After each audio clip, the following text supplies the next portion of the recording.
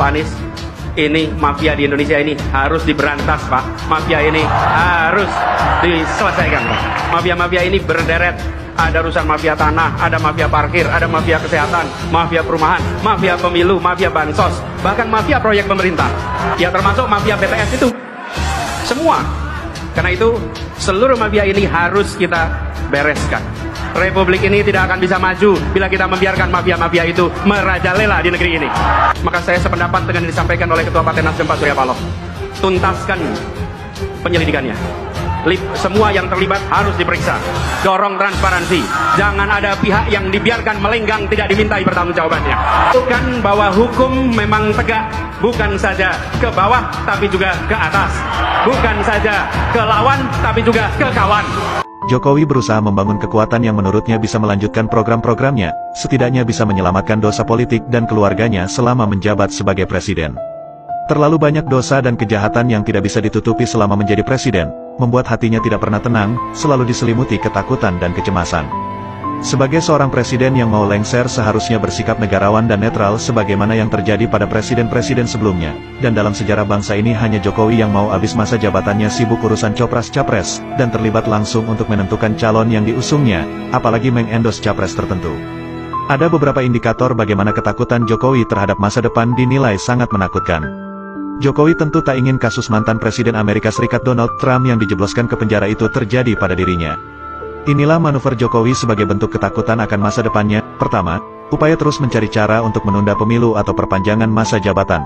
Jokowi dengan melibatkan pihak istana terus menggalang dukungan dari musra yang dimotori oleh Luhut, Bahlil, Bamsud dan Lanyala untuk menunda pilkada atau perpanjangan masa jabatan selama 3 periode, sebelum akhirnya ditenggelamkan oleh rakyat.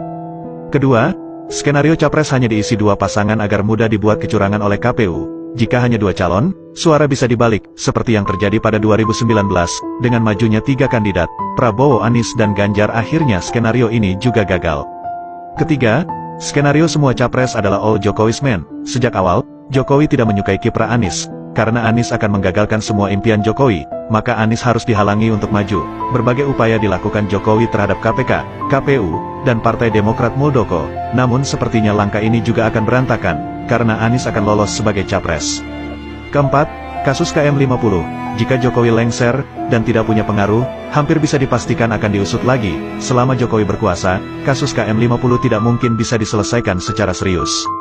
Karena akan melibatkan banyak petinggi Polri dan TNI, mungkin juga termasuk Jokowi sendiri. Kelima, kasus tragedi 21 hingga tanggal 22 Mei tahun 2019 yang menewaskan 894 pejabat KPPS yang meninggal secara misterius, akan diusut kembali. Keenam, kasus korupsi putra Jokowi, Gibran dan Kaisang yang dilaporkan Ubaidillah Badrun ke KPK, tapi tidak diusut, akan diselidiki lagi.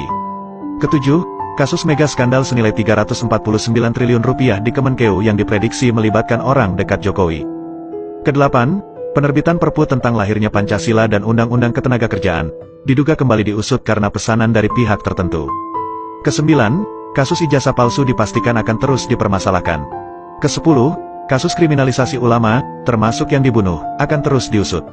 Kesebelas, mengevaluasi mega proyek kereta cepat Bandung-Jakarta dan mega proyek IKN bila anggarannya membebani rakyat. Ketakutan Jokowi terhadap Anies berlebihan, karena Anies adalah orang yang tidak bisa dikompromi dan dikhianati. Ketakutan tersebut membuat langkah politik Jokowi menjadi irasional, manipulatif, melawan hukum dan menghalalkan segala cara. Dalam keadaan panik dan skeptis, Jokowi terpaksa mengandalkan ketergantungannya pada Prabowo yang dinilai mampu menyelamatkan dirinya. Namun Jokowi kurang percaya dengan Prabowo, karena Prabowo bukan tipe orang yang mudah diatur. Dalam situasi ini, Prabowo berusaha tetap menempel terus pada Jokowi, agar Jokowi lebih nyaman dan percaya padanya. Dalam keadaan resah, Jokowi mengambil langkah baru, yakni membentuk koalisi besar partai-partai pemerintah. Karena Jokowi khawatir akan terjadi pembelotan koalisi KIB untuk mendukung Anies, maka dibentuklah koalisi besar yang seolah bisa memastikan kemenangan melawan Anies. Sedangkan gerbong-gerbong partai koalisi pemerintah, Golkar, PAN, P3, Gerindra dan PKB, sudah ditinggal penumpangnya, dalam kondisi ambang batas, tentu saja lebih dari 20%. Tapi dari segi jumlah pendukungnya, anjlok. Walau semua partai koalisi digabungkan, sadari kenyataan ini, sebesar apapun partai koalisi, pasti kalah dari Anies. Sedangkan untuk bertaruh bila pemilu diadakan secara jurdil, jika capresnya 3 dan selisih suaranya terlalu jauh, maka sulit untuk melakukan kecurangan.